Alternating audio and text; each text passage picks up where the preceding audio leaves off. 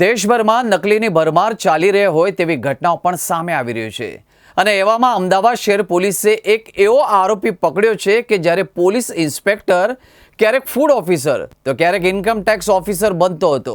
એક ગુનામાં પકડાઈ જાય એટલે જેલમાંથી છૂટી નવા વિભાગનો અધિકારી બને। જો કે હવે તો એણે હદ જ વટાવી નાખી। જેલમાં ગયા બાદ તેણે જેલર બનીને પૈસા પડાવવાનું શરૂ કર્યું। જો કે અંતે તેનો ભાંડો ફૂટી ગયો। પોલીસની કસ્ટડીમાં દેખાતા આ મહાશય તો જેલર છે, અસલી નહીં પરંતુ નકલી જેલર। આ શખ્સનું નામ છે રાજેશ નરેન્દ્ર ત્રિવેદી છે। આ શખ્સ તો મહાઠગના પણ તમામ રેકોર્ડો તોડી નાખ્યા છે, કારણ કે અગાઉના ઠગ તો સરકારના કોઈ એક ચોક્કસ વિભાગના અધિકારી બનીને લોકોને ઠગતા હતા, પરંતુ દર્શક મિત્રો, આ શખ્સે તો સરકારના અનેક વિભાગના અધિકારીઓ બનીને લોકો પાસે પૈસા પડાવવાનું શરૂ કર્યું હતું। આરોપી સામે સુરતના અડાજણ પોલીસ સ્ટેશનમાં આવો જ એક ગુનો નોંધાયો હતો, જેમાં જેલમાં કેદ કાચા કામના કેદીના પરિવારનો સંપર્ક કરી આરોપીએ પોતાની ઓળખ લાજપોર જેલના જેલર તરીકે આપીને કેદીને જમવાની અને અન્ય વીઆઈપી સુવિધા આપવાના નામે 15,000 રૂપિયા માંગ્યા હતા। જોકે અંતે પરિવારજનોએ જેલમાં તપાસ કરતા આરોપીનો ભાંડો ફૂટી જતા તેની સામે જેલરે જ ફરિયાદ નોંધાવી હતી। આરોપી અમદાવાદના હોવાની માહિતી મળતા ઝોન 2 એલસીબીએ તેને પકડી પાડ્યો હતો। આરોપીની વાત કરીએ તો રાજેશ ત્રિવેદી અલગ અલગ ન્યૂઝ ચેનલોમાં પ્રસારિત થતા ક્રાઇમના એપિસોડ જોઈ તેમાંથી આરોપીનું નામ, પોલીસ સ્ટેશન સહિતની વિગતો મેળવી લીધો હતો અને બાદમાં આરોપી પોલીસ સ્ટેશનમાં ફોન કરી પકડાયેલા જે તે આરોપીના વકીલ તરીકે ઓળખ આપી આરોપીની તમામ વિગતો મેળવી લેતો હતો અને બાદમાં તે આરોપી જેલ હવાલે થતાં જ તેના સગા સંબંધીઓને ફોન કરી જેલના જેલર તરીકે ઓળખ આપી અટક થયેલા આરોપીને જેલમાં ટિફિન અને સુવા માટે બિસ્તર સહિતની તમામ વીઆઈપી સુવિધા આપવા માટે ઓનલાઈન 15,000 રૂપિયા માંગતો હતો। જો કોઈ સંબંધી રૂપિયા ન આપે તો કેદીને મારવાની પણ ધમકીઓ આપતો હતો। આવી રીતે તેણે ગોધરાના અશોક સોની નામના વ્યક્તિના ખાતામાં પૈસા ટ્રાન્સફર કરાવી એટીએમમાંથી રૂપિયા ઉપાડી લીધા હોવાની પણ કબૂલાત કરી હતી। સોશિયલ મીડિયામાં એક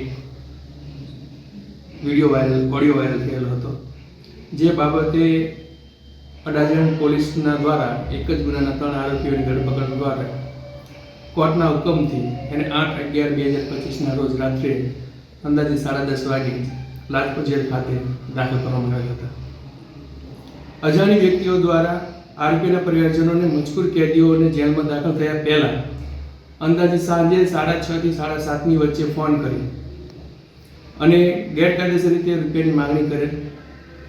અજાણી વ્યક્તિ દ્વારા ફોનથી એક જ સમયે અને એક જ નંબરનો ઉપયોગ કરી પરિવારજનો પાસેથી માંગણી કરેલ।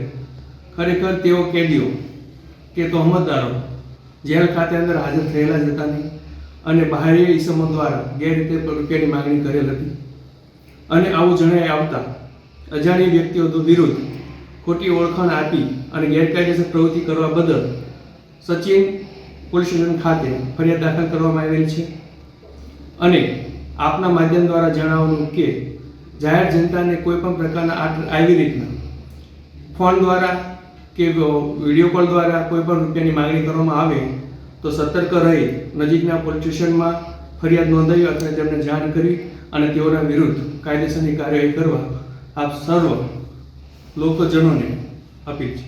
11 તારીખે એક સોશિયલ મીડિયામાં રીલ વાયરલ થયેલ કે જેમાં રીલની અંદર એવી માહિતી મળેલ કે લાજપોર જેલના જેલરે જે આરોપી છે એના પરિવારજનોને કોલ કરી અને એમની પાસેથી સુવિધાના નામે અને બ્લેકમેલિંગના નામે પૈસા માંગણી કરવામાં આવેલ અને એ વિડીયો ક્લિપ વાયરલ થયેલી।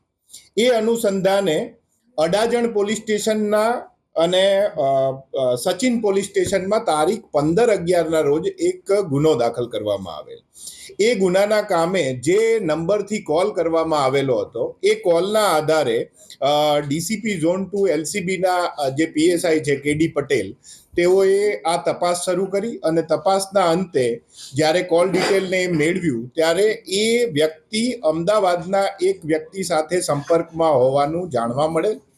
એ આધારે તપાસ શરૂ કરી અને જે આ કોલ કરનાર છે એ રાજેશભાઈ ઉર્ફે રાજુ ઉર્ફે ચકો ઉર્ફે દત્તા નરેન્દ્રભાઈ ત્રિવેદી નામનો વ્યક્તિ કે જે જેલની અંદરથી જ્યારે કોઈ કાચા કામનો કેદી અંદર ગયો હોય ત્યારે એના પરિવારજનોને કોલ કરી પોતે જેલર છે એવી ઓળખ આપી અને જેલની અંદર એને ટિફિન પહોંચાડવું, સારા બેડની વ્યવસ્થા કરવી અથવા અન્ય કોઈ સુવિધા આપવી.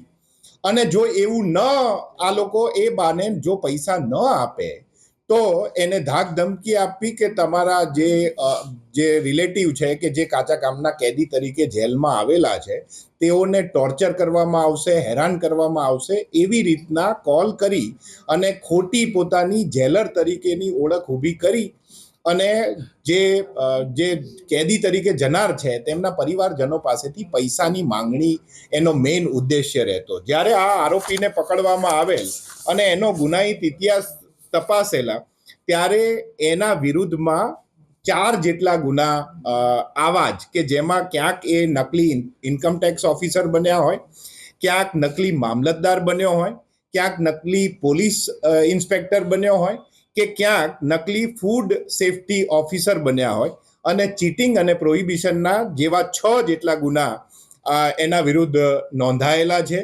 આ ગુના જે આરોપી છે એને ડીસીપી ઝોન 2 એલસીબી પોલીસે હાલ અત્રે અરેસ્ટ કરેલો છે અને એનો જ્યાં મૂળ ગુનો નોંધાયેલો છે સચિન પોલીસ સ્ટેશનને જાણ કરેલી છે, જેથી કરીને સચિન પોલીસ સ્ટેશનના ટીમ અત્રેથી આવી અને લીગલ પ્રોસિજર પૂરી કરી અને આરોપીને લઈ જવાની કાર્યવાહી હાલ થઈ રહેલી છે. અત્યારે અમારી પાસે જે માહિતી છે જેમાં ટોટલ 6 જેટલા ગુના નોંધાયેલા છે અને અડાજણ પોલીસ સ્ટેશનના 3 કાચા કામના કેદી હતા.